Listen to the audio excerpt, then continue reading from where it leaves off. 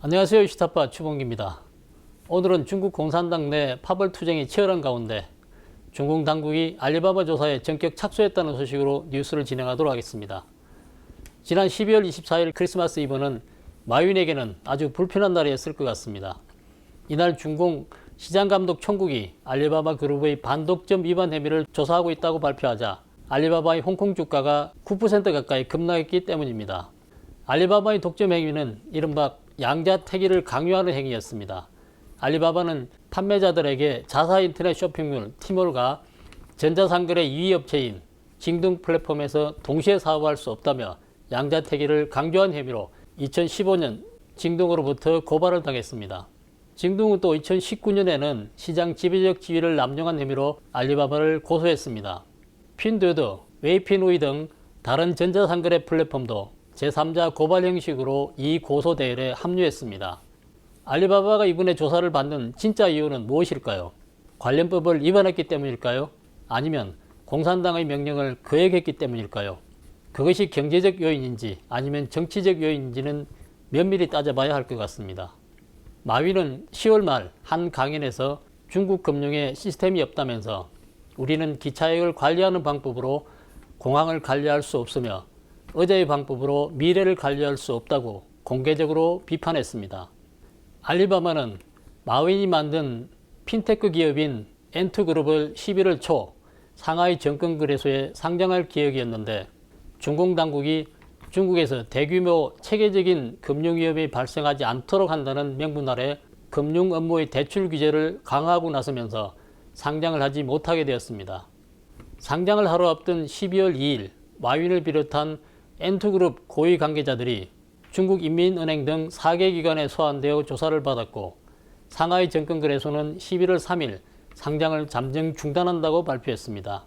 즉 마윈이 엔투그룹 상장을 통해 돈을 모으려는 계획을 무산시킨 것입니다. 중공은 먼저 엔투그룹의 손발을 묶어놓고 알리바바를 대대적으로 조사하고 있는 것 같습니다. 그리고 단순히 금융규제법 위반을 조사하는 것이 아니라 마윈이 중국 금융 시스템을 비판한 것 때문에 정치적 문제로 조사를 받는 것으로 보입니다. 이 같은 중앙의 움직임에서 몇 가지 중요한 정치적 신호를 엿볼 수 있습니다. 먼저 신호 1은 파벌 간 투쟁이 가열되는 가운데 경제전쟁이 전개되고 있다는 점입니다.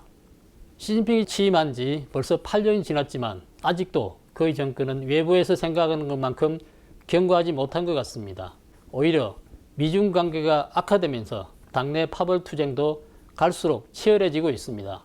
시진핑은 과거 부정부패 척결이라는 이름을 내걸고 장점인파 세력을 압박했고 지금은 반독점이라는 이름으로 금융계와 재계의 장점인파 세력과 기타 반대 세력을 제압하고 있습니다. 이번 알리바바 압박도 계획된 정치적 탄압으로 보입니다. 상하이 정권거래소가 11월 3일 엔터그룹의 상장을 중단한 후 중앙정치국은 12월 11일 소집된 회의에서 반독점 강화 및 자본의 무질서한 확장 방지를 강조했고 3일 후인 11월 14일 시장감독 총국은 알리바바가 인타의 상업 지분을 신고 없이 인수하였다며 벌금 50만 위안을 부과했습니다. 중공은 18일에는 중앙경제공작회의를 소집하여 반독점 강화와 자본의 무질서한 확장 방지를 재천명하고 독점과 부당경쟁 행위를 단호히 반대한다고 선언했습니다. 이는 중앙에서 직접 내린 명령인 셈입니다. 24일 시장감독 총국이 다시 한번 알리바바에 대한 반독점 조사를 시작했습니다. 1년의 과정은 계획에 따라 순차적으로 진행되고 있습니다. 그런데 왜 특별히 알리바바만 조사할까요? 마윈이 당이야말로 마탱이라는 것을 망각한 데다 입단속을 못한 탓도 있겠지만 더욱 중요한 점은 마윈이 짱찌민 계파에 속하고 짱찌민의 손자 짱쩌청과 태자당과도 밀접한 관계가 있기 때문인 것으로 보입니다. 뉴욕타임즈는 마윈이 2014년 알리바바를 뉴욕 증시에 상장할 때 짱찌민의 손자 짱쩌청이 보이캐피털의 자회사를 통해 알리바바에 4억 달러를 투자하고 10억 달러 이상의 수익을 얻었다고 보도했습니다.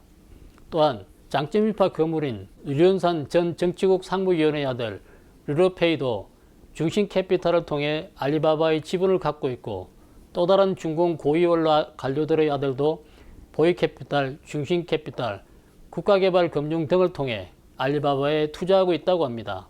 다시 말해서 알리바바는 장재민파와 마윈의 중요한 경고인 셈입니다. 마윈은 2018년 베이징 당국으로부터 탄압을 받자 황금알을 낳는 그의 알리페이를 당국에 건넨 뒤 은퇴를 발표합니다. 하지만 이번에는 마윈은 새로운 황금알을 낳는 그의 N2그룹을 차린 후 베이징의 경고도 무시하고 중앙을 공개적으로 비판했습니다. 게다가 중국 내부 권력 투쟁도 여전히 치열합니다. 결국 이런 점들이 시진핑으로 하여금 마윈과 짱지민파 정리에 박차를 가하도록 한 것으로 보입니다. 신호위는 자본 감독을 강화한다는 명분을 내세워 라이벌의 돈줄을 끊는다는 점입니다. 많은 중국 권력자가 알리바바의 주주라는 사실을 널리 알려져 있습니다. 알리바바는 짱지민파 세력, 즉 시진핑 반대 세력의 중요한 자금줄이기도 합니다. 따라서 베이징 당국이 알리바바를 조사하는 것은 자본 감독을 강화한다는 명분을 내세워 시진핑 반대 세력의 자금줄을 끊어 그들의 활동을 약화시키려는 전략입니다. 신호 3은 민영기업을 빼앗아 정부 재정을 메운다는 점입니다.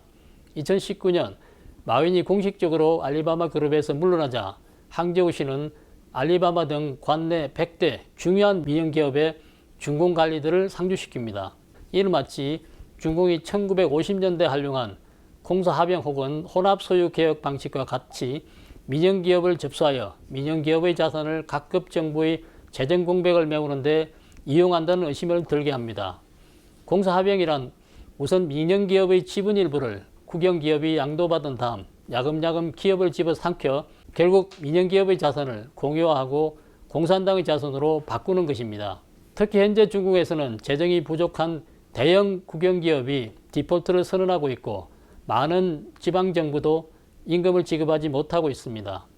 중국은 이번 기회를 이용해 민영기업, 특히 말을 잘 듣지 않는 기업들을 빼앗아 위기에 빠진 정부의 재정을 메우려고 하고 있습니다.